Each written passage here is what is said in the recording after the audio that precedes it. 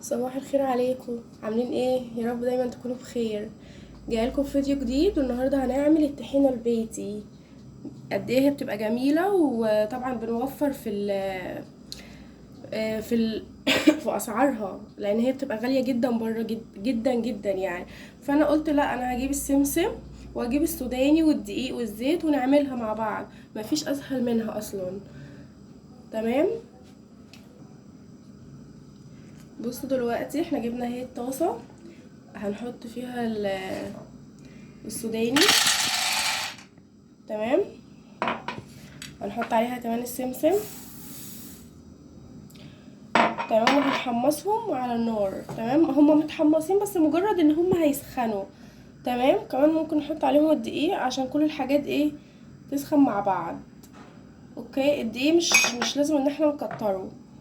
تمام. بصوا اهو يا حبايبي، احنا كده اهو بدأنا ننزل بيهم على النار. مجرد بس ان هما الحاجات دي كلها تسخن معايا، وبعد كده بقى هستناها ان هي تبرد شويه تدفى. تمام. بعد كده بقى هطحنها في الكبه اللي هي بتاعه الخلاط في المطحنه.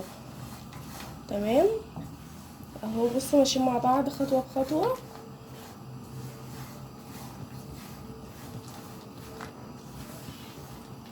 اهو اهو يا حبايبي، بصوا حمصته وبرد. تمام، شايفين شكله بقى جميل ازاي؟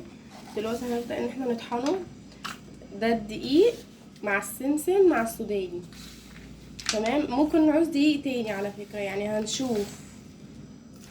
بص اهو، هنبدا ان احنا نملى المطحنه كده بتاعتنا، وبعد كده نطحنها في الخلاط. تمام.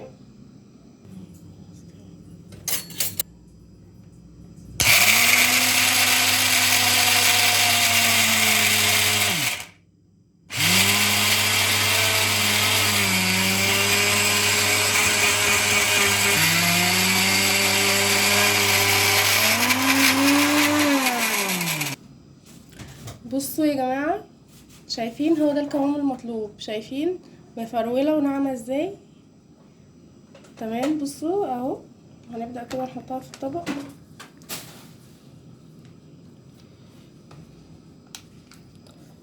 تمام اهي، شايفين؟ بصوا شكلها بقى قد ايه هي بتبقى جميله. دلوقتي هنحط بقى الكميه. تمام اهو.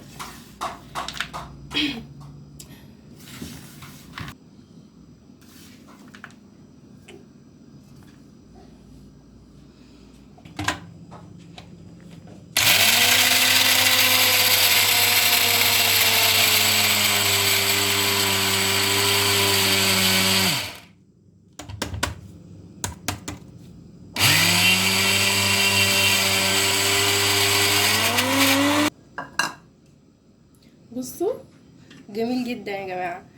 تمام، احنا اصلا بعد ما نخلص ده كله، بعد ما نخلص الكميه بتاعتنا هنحط هنحطها طبعا في الخلاط تاني مع باقي نص كوبايه الدقيق.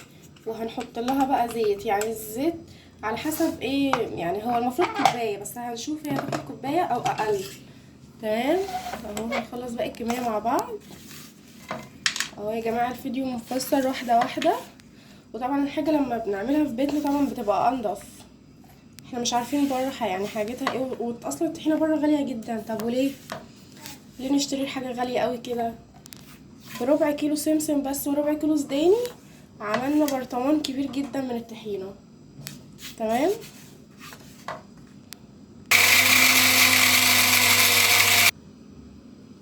اهو يا حبايبي بصوا، هي دي الكميه كلها بتاعتنا. كوبايه سمسم، ده كوبايه سمسم، وكوبايه سوداني، ونص كوبايه دقيق، وباقيها هي يعني ده ربع كيلو، ربع كوبايه دقيق. تمام. دلوقتي بقى هننزل بيها في الخلاط كده بالراحه، واحده واحده.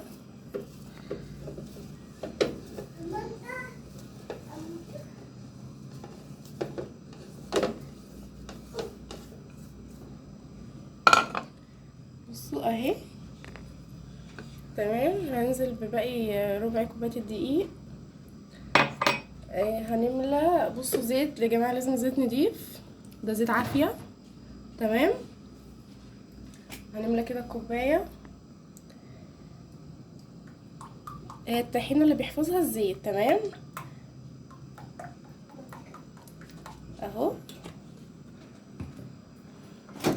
هنحط كده بابا. بعد كده نقفل اهو كده. احنا خلصنا دلوقتي، هنبدأ ان احنا نخلطهم. تمام،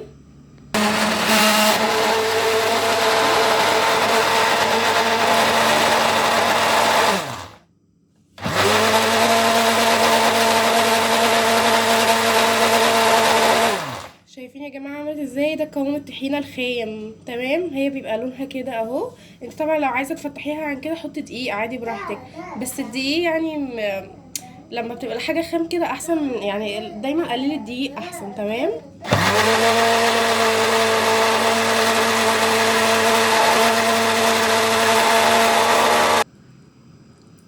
بصوا يا حبايبي اهي، شايفين قوامها؟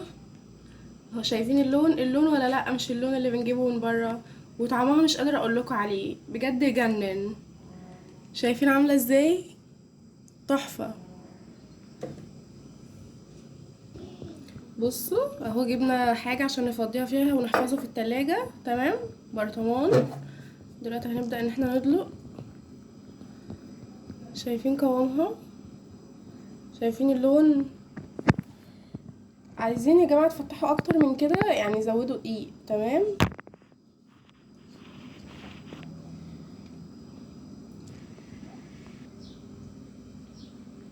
اهي يا جماعه الطحينه.